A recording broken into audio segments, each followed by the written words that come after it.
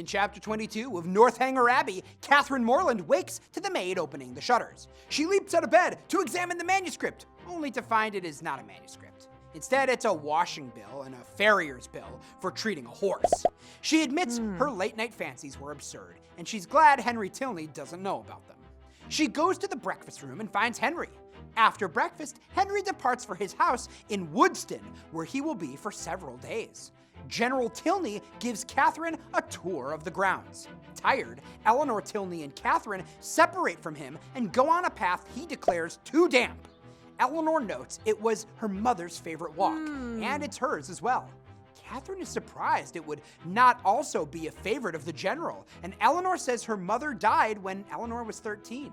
Catherine decides the general's wife must have been unhappy, and when she finds that the late Mrs. Tilney's picture does not hang in the general's room, she takes this as proof he was cruel to her.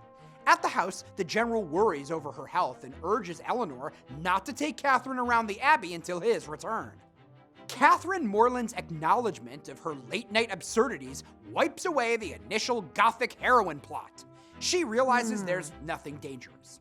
In the first half of the novel, Catherine overlooks overt details that show both Isabella Tilney's and John Thorpe's characters in disagreeable ways. Here, however, she quickly assumes the worst of General Tilney for no reason.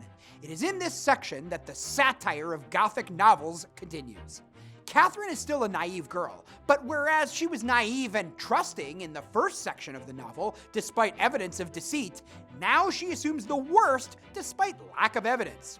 Much as the letters in the cabinet were revealed to be mundane, Catherine has evidence the general is not villainous, but she persists in believing the worst of him. The general's worry over her well-being is misread as a threat to Catherine. His avoidance of a path favored by his late wife is misconstrued as guilt. Even the absence of the late Mrs. Tilney's portrait in his room is attributed to cruelty.